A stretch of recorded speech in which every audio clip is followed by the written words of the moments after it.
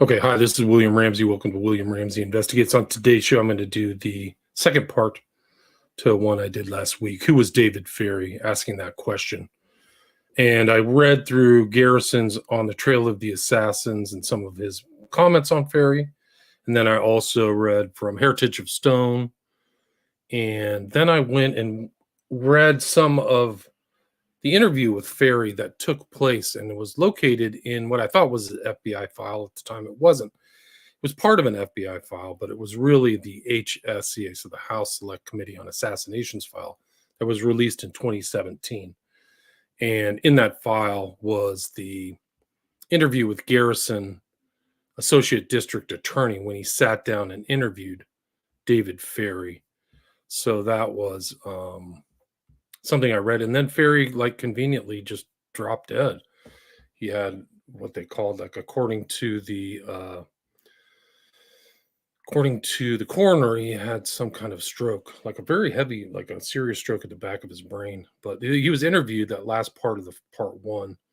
The interview was February 18th, 1967. Then he conveniently died February 22nd, 1967, just as Garrison's investigation was ongoing. So that was from the HSCA file, which I will also go through, but I want to read from the HSCA report. So this is volume 10 on its own section about Ferry. So, and it may go over some of the stuff I talked about on Garrison, unlikely about the material about this interview they had with Ferry, where he shows he's pretty confident, he's pretty optimistic, and doesn't seem to be worried about anything in 67, and then dies 4 days later. Incredible.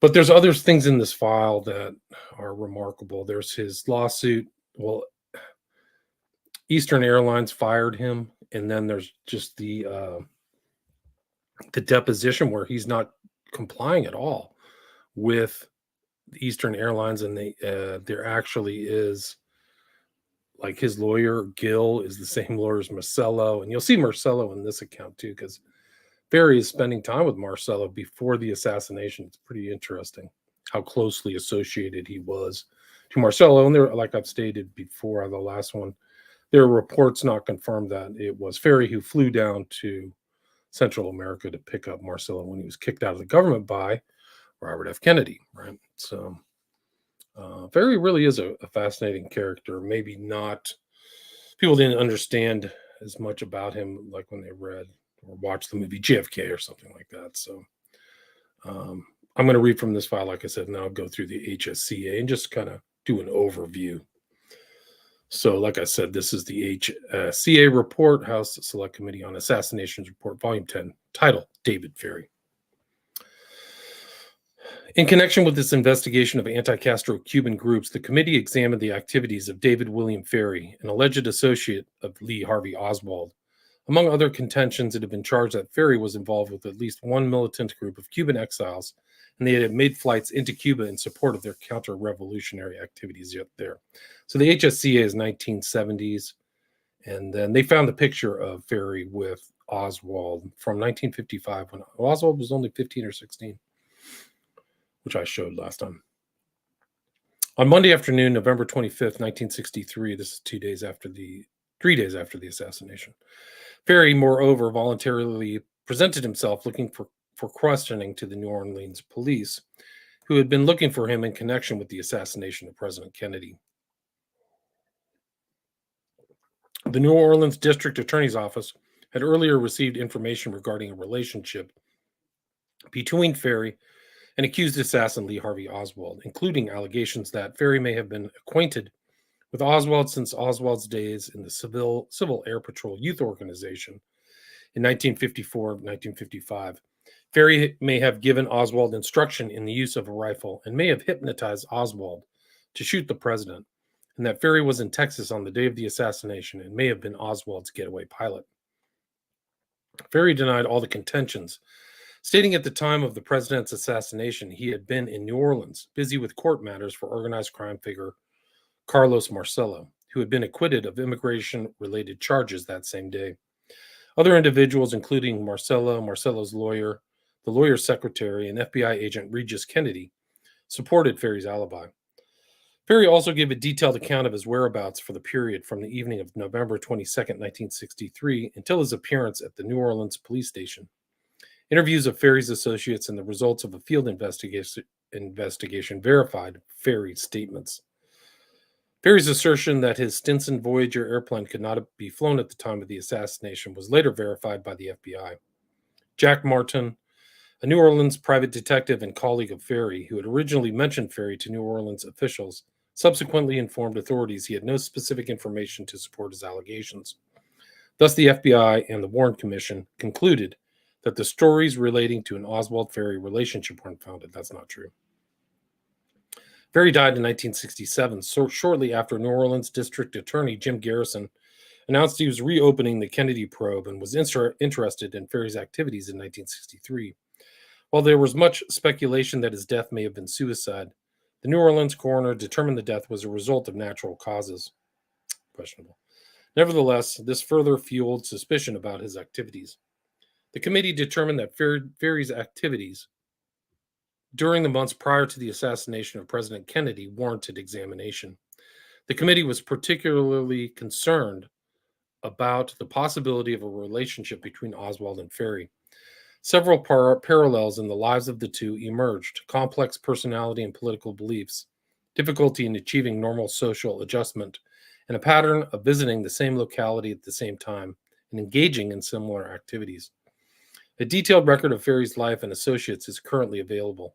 The committee examined FBI and Secret Service investigative reports generated immediately after the assassination, and FBI and INS reports from before and after the assassination.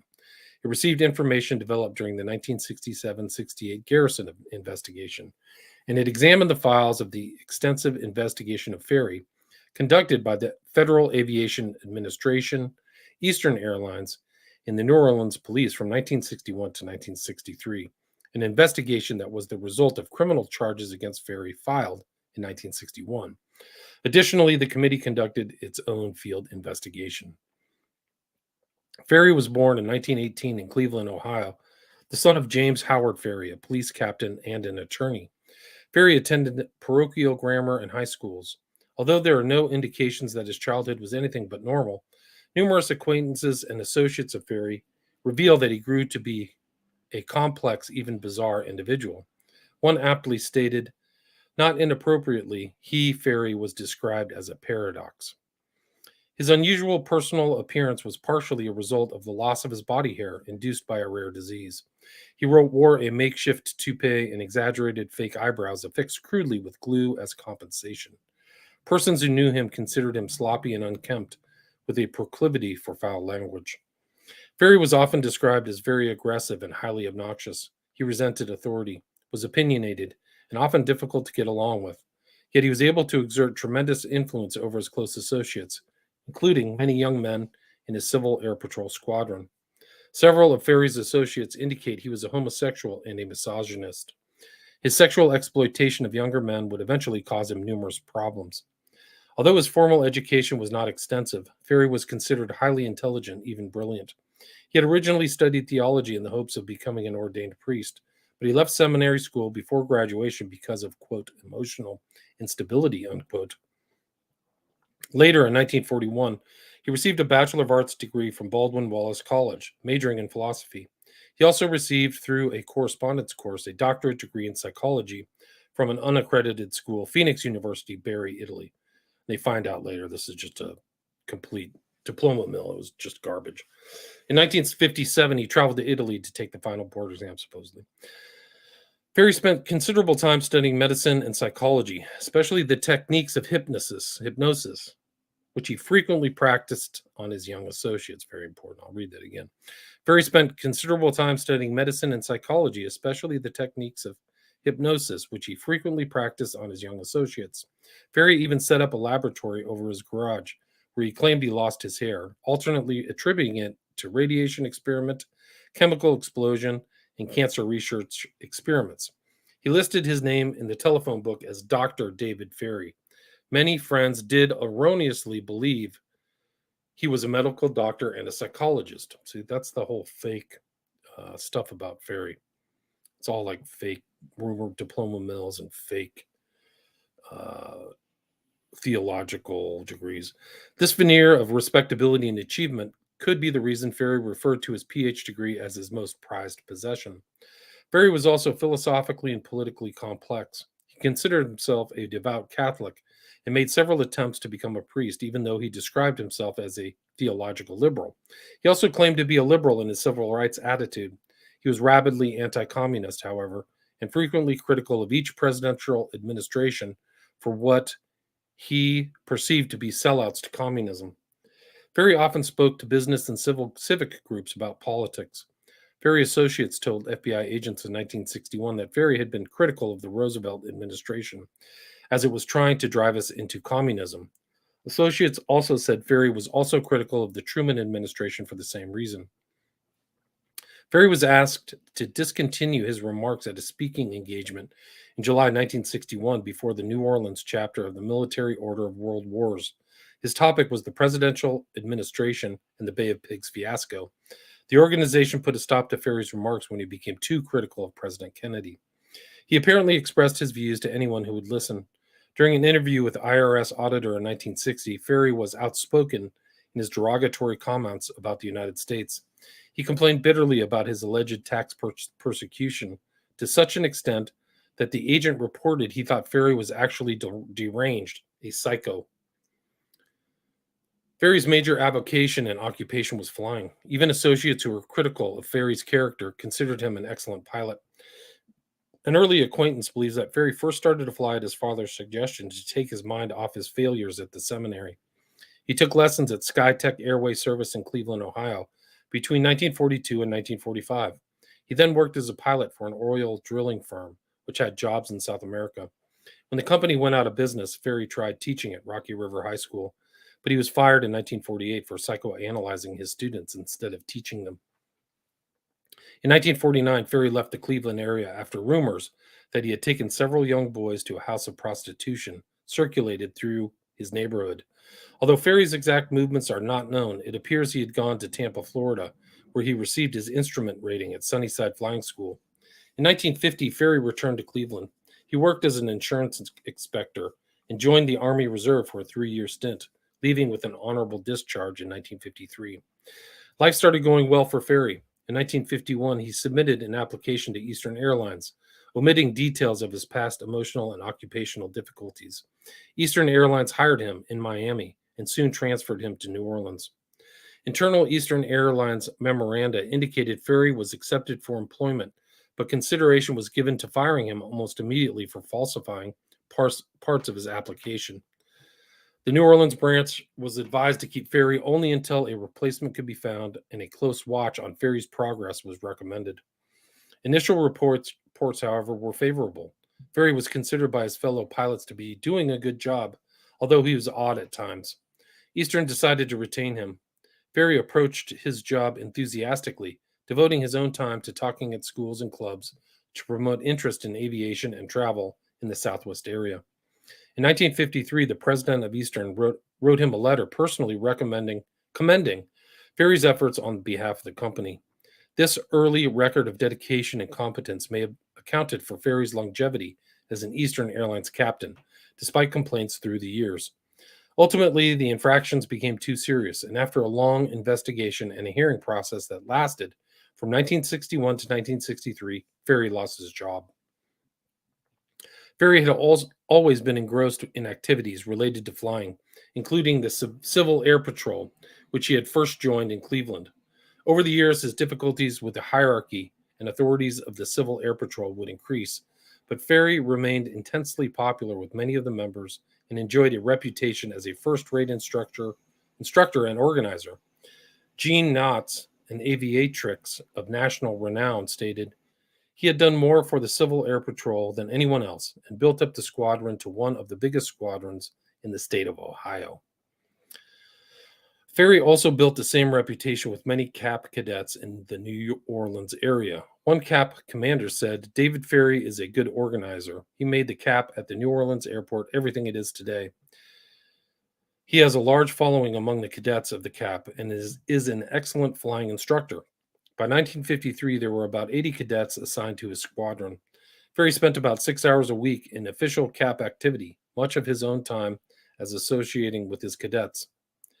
Ferry became known for his enthusiastic approach to cadet training, emphasizing tutoring in science and mathematics and putting cadets in charge of their own discipline. The squadron had an award-winning drill team.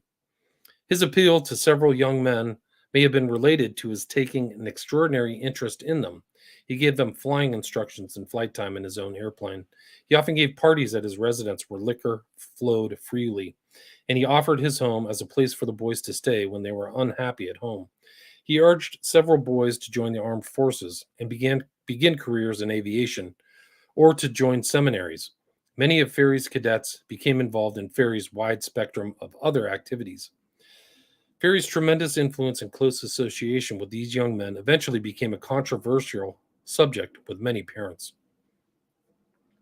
Ferry did not bother to renew his Cap Commander charter when it ran out in 1954, although he continued to wear the insignia of the Cap on his fatigues. He did renew his Commander charter in 1959 when he augmented his cadet standard Cap rifle training by instituting an association with the New Orleans Cadet Rifle Club. Ferry also started a group called the Falcon Squadron, composed of Ferry's closest Cap associates. A group within this group, the Omnipotents, was allegedly started to train cadets in what to do in the event of a major attack on the United States. All right, that's got Gladio stuff. Ferry's job and ownership of an airplane enabled him to travel around the country with relative ease. He told officials he frequently traveled to Texas and other parts of the South, including Miami. He also visited New York on occasion. The amount of time Ferry spent in these other cities could not be determined. In August 1959, while in Miami, Ferry was put under a 24-hour surveillance by customs agents who believed he was involved in gun smuggling. Following a brief investigation, including a tapping of his telephone conversations, it was determined that Ferry was not involved in any illegal activity, but merely planning an outing for his scouts. The investigation was dropped. Ferry also became involved in other activities. In 1959, he had found an outlet for his political fanaticism in the anti-Castro movement. By early 1961, Ferry and a young man whom Ferry had first met in the Cap, Leighton Martins, were working with Sergio Arcacha Smith, head of the Cuban Revolutionary Front delegation in New Orleans. Ferry soon became Smith's eager partner in counter-revolutionary activities. He reportedly built 2 miniature submarines, which he planned to use for an attack on Havana Harbor, obtained several rifles and mortars for the proposed invasion, and was reportedly teaching Cubans how to fly. Further, several of Ferry's cadets claimed to have taken trips to Cuba in Ferry's airplane. Ferry was also involved with Arcacha Smith, adventurer Gordon Novel, and Leighton Martins in a raid on a munitions dump in Houma, Louisiana. In September 1961, the U.S. Border Patrol received information that Ferry was attempting to purchase a C-47 airplane for $30,000 and reportedly had a cache of arms in the New Orleans area. The report was never verified. There were also unverified reports that Ferry provided Arcacha Smith with personal financial assistance. Arcacha Smith wrote Eastern Airlines then president Eddie Rickenbacker on Ferry's behalf, requesting a 60 or 90-day leave with pay for full-time work for the CRC. The request was denied. Nevertheless, Ferry's vacation in April 1961 coincided with the Bay of Pigs invasion. Ferry's role, if any, is not known. There's a lot more information that's been known about this guy. We'll find out. The CRC in New Orleans was affiliated with the main branch of the CRC in Miami, which had been receiving funds from the U.S. government. Right. Some of these funds may have been disseminated to the New Orleans branch to cover operating costs. Nevertheless, there is no evidence Ferry received funds from either the CRC or the U.S. government, and no evidence that Ferry was connected in any way with the U.S. government. Well, that's not the case. Ferry's assistance and interest appears to have been completely voluntary. No. See, they didn't get all the information right here. During this time, Ferry had continued to have personal problems. In 1960, he had provoked the ire of other Cap commanders while on a cadet campout. The incident ended with Ferry withdrawing his cadets from the outing and eventually led to his permanent resignation from the Cap in 1960. Ferry's troubles intensified when charges were brought against him by parents of boys who had run away from home. In one instance, Ferry had gained entrance to the New Orleans detention center to visit one runaway boy by signing himself in as a doctor. The parents of another boy complained to authorities that their son was staying with Ferry. As a result, Ferry was arrested on August 8, 1961, for contributing to the delinquency of a juvenile. Cuban exile leader Arcacha Smith intervened on Ferry's behalf by telling police that the boy would be returned to his parents if they did not press charges against Ferry. But Ferry was arrested again on August 11th of 1961 for crime against nature on a 15-year-old boy and indecent behavior with 3 others. An intensive New Orleans police investigation of the charges against Ferry produced statements from several boys that Ferry had committed indecent acts with them. The boys also told investigators Ferry had told them he had had homosexual relations with a married man in Houston. On August 26th, Eastern Airlines removed him from the payroll for an indefinite period, and the Federal Aviation Administration then opened its own investigation into the charges. With his problems mounting, Ferry sought legal aid from New Orleans attorney G. Ray Gill Sr. Ferry later testified that he and Gill had entered into an agreement in March 1962 that Gill would represent Ferry in his legal difficulties in return for Ferry's research and investigative work on other cases for Gill.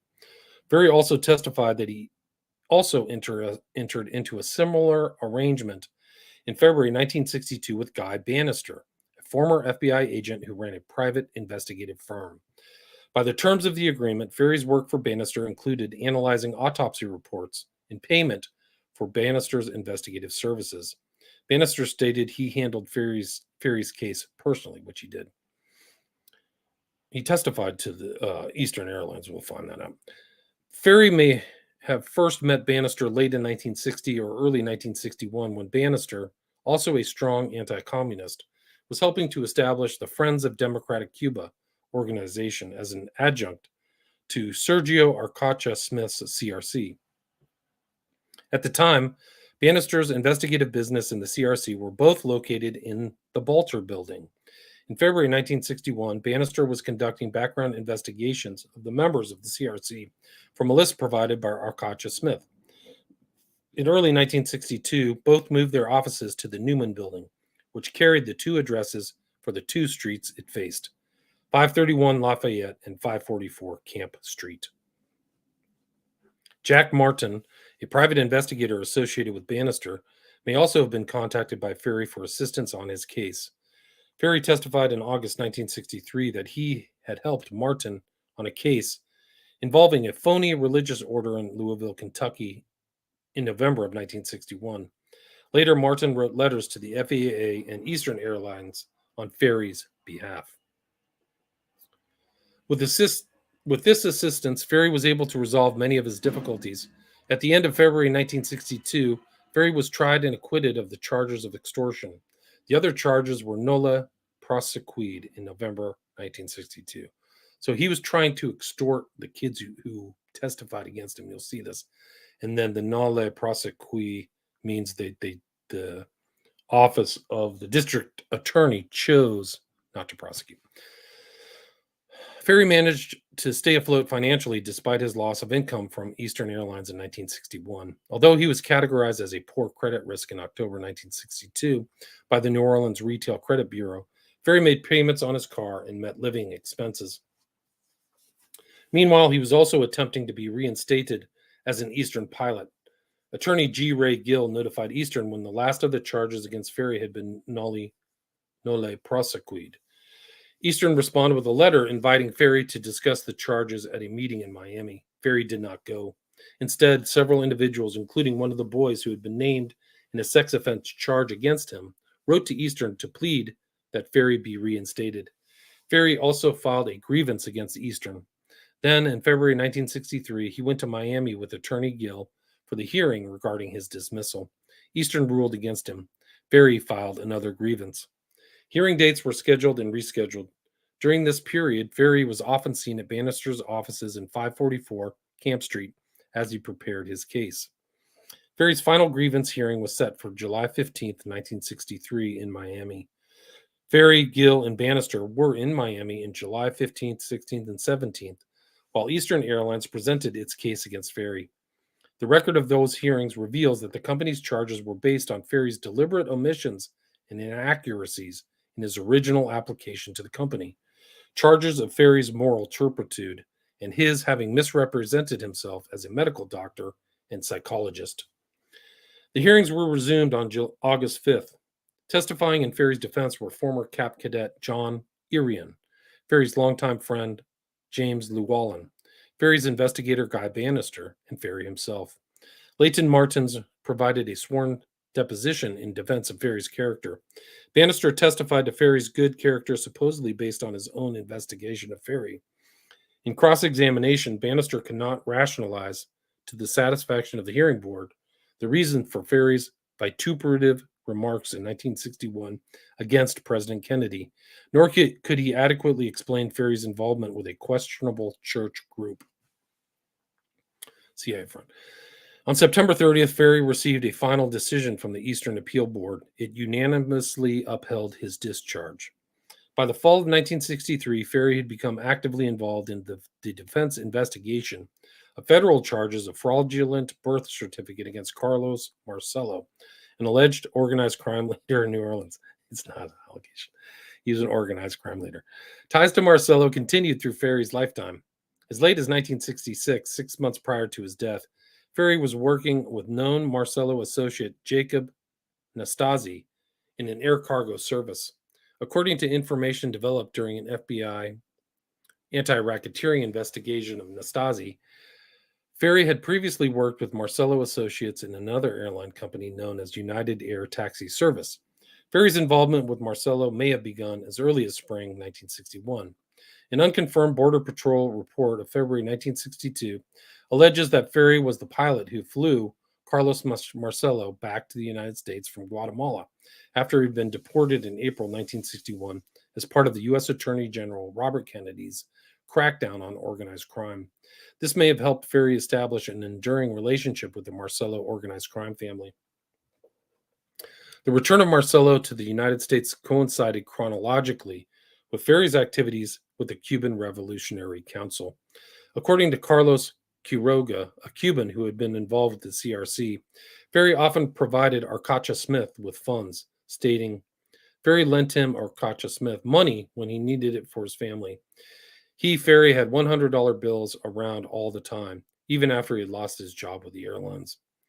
An FBI report of April 1961 indicated Marcello offered Arcacha Smith a deal whereby Marcello would make a substantial donation to the movement in return for concessions in Cuba after Castro's overthrow.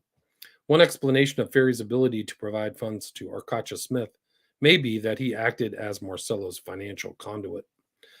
Another indication of an early Ferry relationship with the Marcello organized crime family may be the legal assistance that Marcello's lawyer Jack Wasserman provided to Ferry associates Leighton Martins, who identified himself to police as Arcacha Smith's second-in-command, and Andrew Blackmon.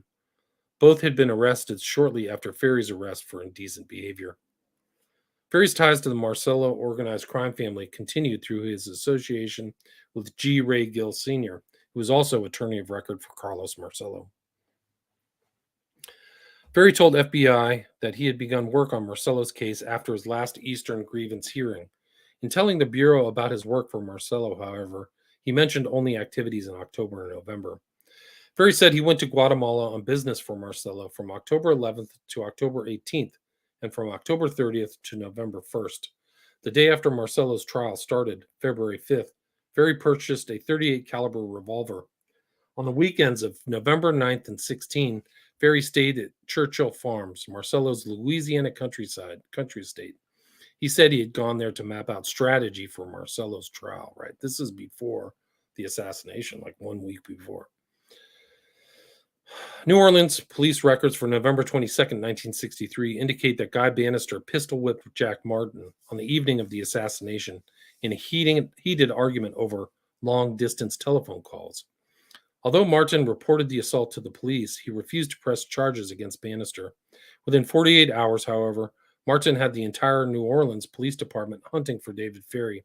He told the police that Ferry may have been involved in the Kennedy assassination. Specifically, he suspected that Ferry was in Texas on the day of the assassination, and that he was supposed to have been the getaway pilot in the assassination, and that Ferry had known Oswald from their days together in the Civil Air Patrol, when Ferry had given Oswald instructions in the use of a rifle. In an attempt to locate Ferry for questioning, police arrested two Ferry associates, Leighton Martins and Alvin Buboff, at Ferry's residence and charged them with vagrancy. While Buboff was uncooperative during the questioning, Martins was more talkative. He said Gill had come by to relay a message to Ferry that his library card was found among Oswald's effects. Martin's story was unsubstantiated. It's probably some code word or something like that. They actually took him literally. They're like mob people. Come on. Ferry returned to New Orleans on the afternoon of November 25th. He and Attorney Gill appeared at the district attorney's office around 4:30 p.m. He was questioned by the New Orleans police, the U.S. Secret Service, and the FBI. He denied ever seeing Oswald before. He's lying. Ferry also said that he had been in New Orleans until at least 9 p.m. on November 22nd, celebrating Marcello's trial victory at the Royal Orleans. He said he then left the city with two friends for some rest and relaxation. Ferry's account of his travels between November 22nd and November 25th contained some contradictions. Ferry said he left New Orleans by automobile, bound for Houston, and accompanied by Melvin Coffey and Al Buboff. The group checked in at the Alamotel on early November 23rd. That date on the motel registration card was written over November 22nd notation. The motel employee said that was because of the early morning hour of the check-in, however, and that he was certain the correct date was the 23rd. On the afternoon of November 23rd, Ferry said he, Buboff, and Coffey went figure skating at the Winterland skating rink. The three then went to the Bel Air skating rink before driving 1 hour to Galveston, Texas, where they arrived at 9 p.m. and a short time later checked into the Driftwood Motel. Check-in and check-out times for the Houston and Galveston hotels conflict. Alamotel records in Houston indicate that Ferry and his friends checked into the hotel early on November 23rd and did not leave until 8 or 9 p.m. on November 24th. Yet the registration records and witnesses at the Driftwood in Galveston show the three registered late on November 23rd and checked out at 10 a.m. on November 24th. Records from the motels indicate the group made a number of phone calls. 2 calls were made from the Alamotel, went to radio stations WSHO and WDSH in New Orleans. A collect call went to the Town and Country Motel, Marcello's New Orleans headquarters. Evidence indicated that Ferry conducted his own investigation into the Kennedy assassination. Oswald's former landlady in New Orleans, Miss Jessie Garner, told the committee she recalled that Ferry visited her home on the night of the assassination and asked about Oswald's library card. Miss Garner would not talk to Ferry. A neighbor of Oswald's, Miss Doris Eames, told New Orleans District Attorney investigators in 1968 that Ferry had come by her house after the assassination, inquiring if Mr. Eames had any information regarding Oswald's library card. Eames told Ferry he had seen Oswald in the public library, but apparently no information about the library card Oswald used. Ferry also talked with several former members of the Civil Air Patrol in an attempt to find out if any former cadets recalled Lee Harvey Oswald in Ferry's squadron.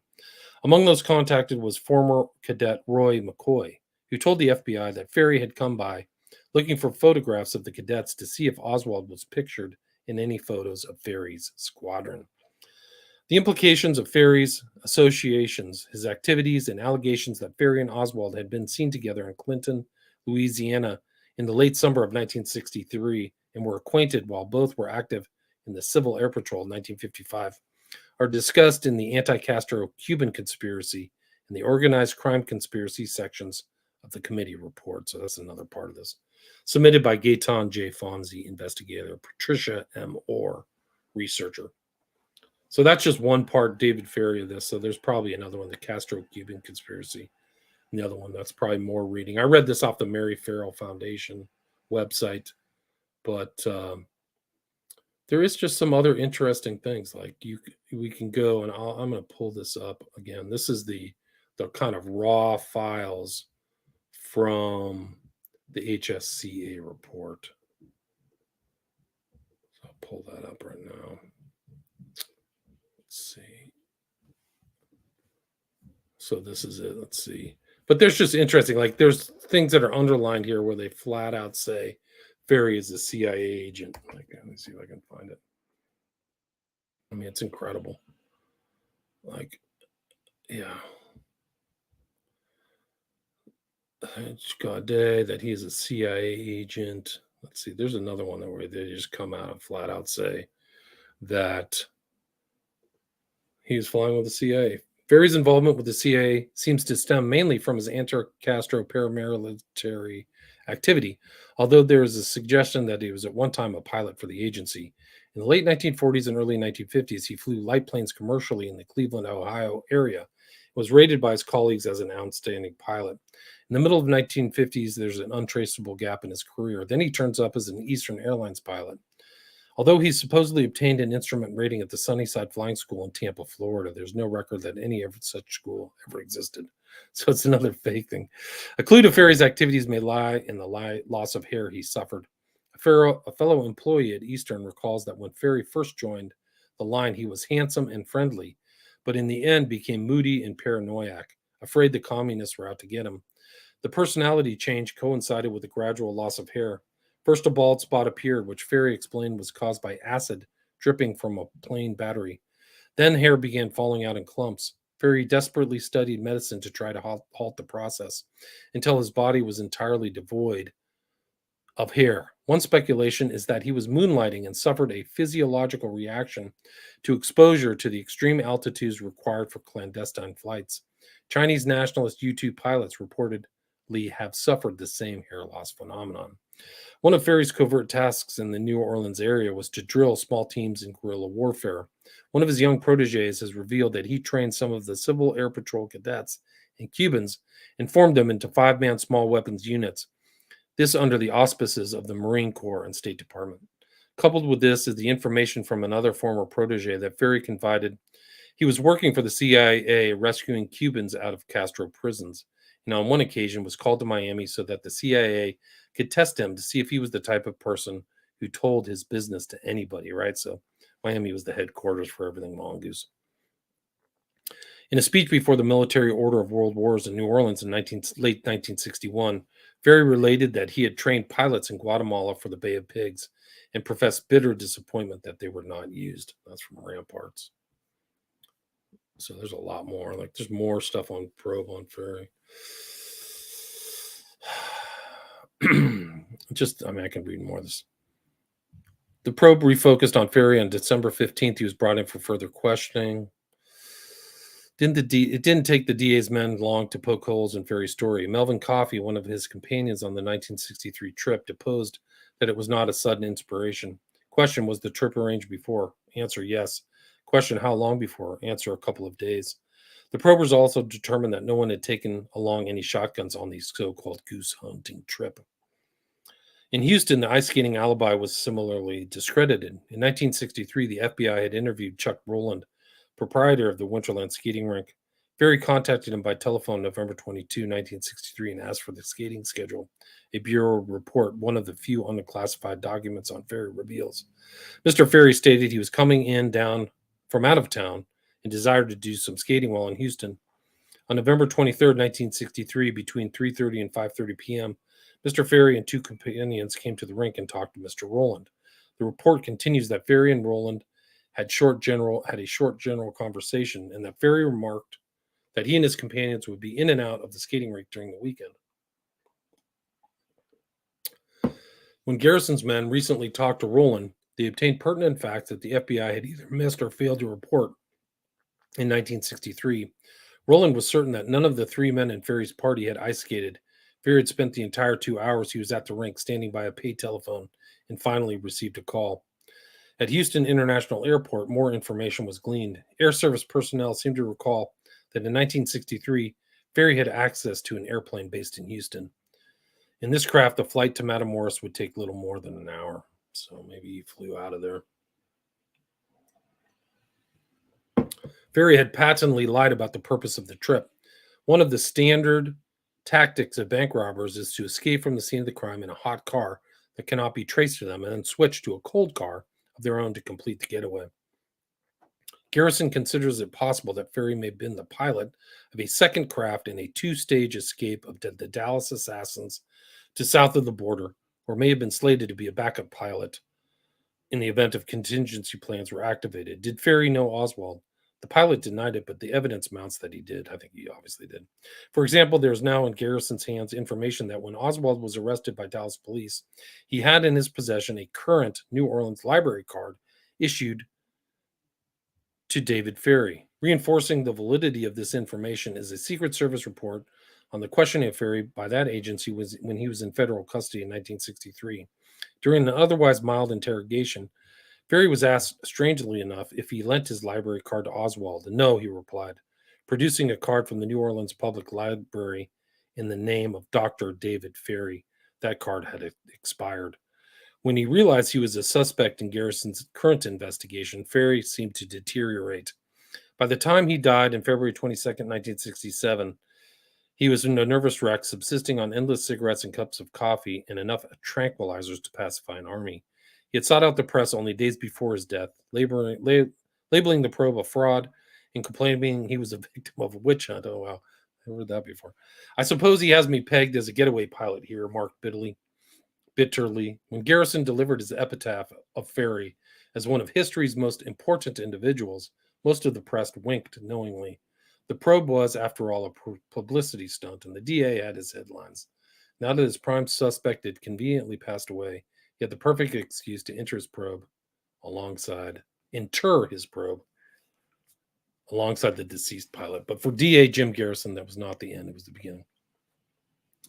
I mean, there's just so much here. There's so much information. Like this whole CIA. There's just more CIA stuff. All these things. Ferry, Arcacha Smith. There's an underlined thing. I mean, these I should probably just read through. I'll probably have to do a part 3 because there's so much information. So that story that he was I mean, it's incredible because that's where Oswald was at Atsugi, I think in 59, associated with Civilian Air Patrol, right? But Atsugi was where they flew the U-2 planes out of. So was Ferry involved in something like that? Is I think a good question. There are just other like elements of the CIA and attachments to the CIA that he was at, and he had been stabbed. Ferry had been stabbed, I think, around then. There were indications that he was flying to the island south of Cuba. I think I forgot the name of it, but it's pretty remarkable. And there's other references in here to Tracy Barnes. The movement to free Cuba, headed by Tracy Barnes, a known CIA asset. Like you can just look up Tracy Barnes. So his connection to Ferry and all these other characters out of New Orleans. So Ferry really was something else interesting, and I think involved in the assassination. It doesn't seem like the timing. If you can spot something, maybe the spotting of him in New Orleans in the 22nd is fake, but he's clearly like hanging out with Marcello before the assassination. It's incredible that he was there. I think the 9th and the 16th on the weekends with Marcello before. So it's like another connection of the mob to the event. But yeah, that was Who Was David Ferry Part 2. So I guess there'll be a Part 3. So thank you for listening.